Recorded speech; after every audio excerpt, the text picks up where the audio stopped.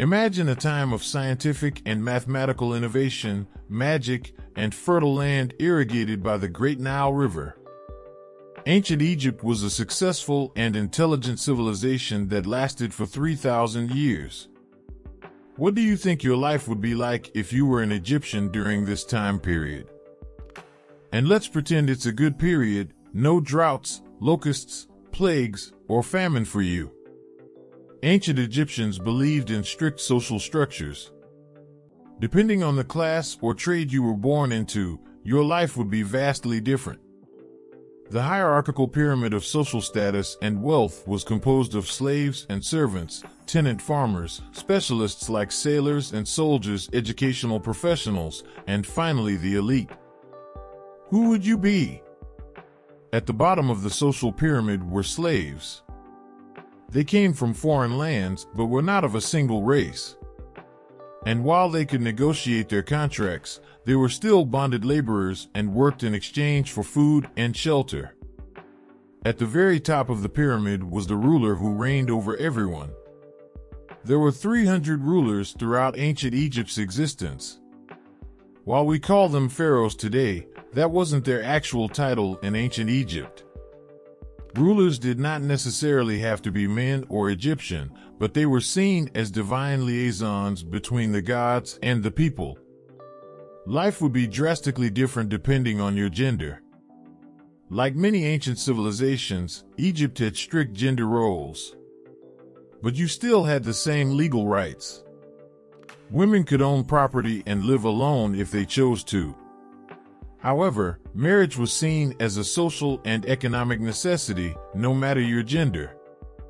So if you lived in ancient Egypt, you'd probably be married and have a brood of children. You would live in a house built of mud bricks with a stone oven and pits dug into the ground for food storage.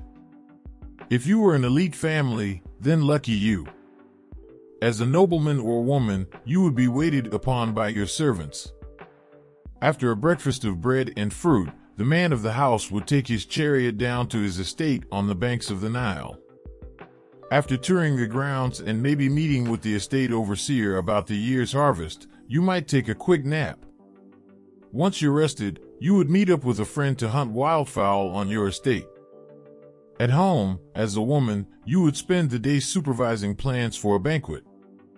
Before the banquet begins, you would adorn yourself with gold and semi-precious stones to further show your wealthy status. Now you're ready to greet your guests as they arrive in chariots and litters, which were wheelless enclosures carried on the shoulders of servants.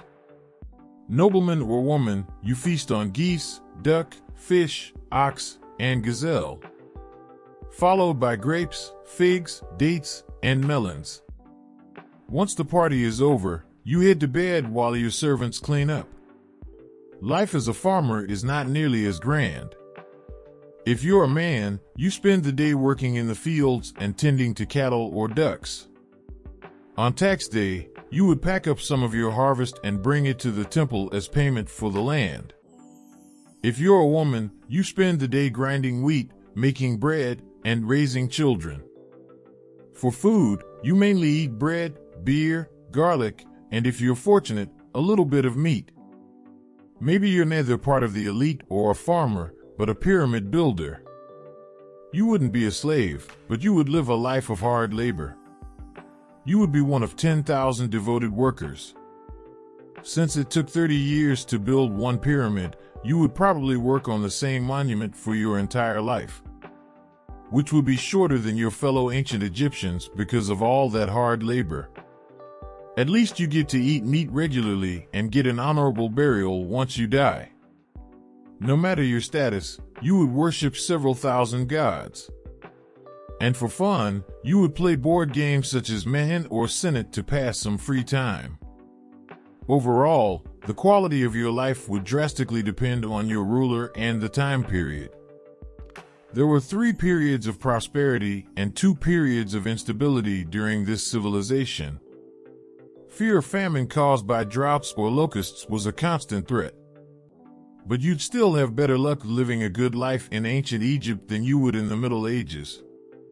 Very few people fared well in those diseased and poverty-ridden times, but that's a story for another what if.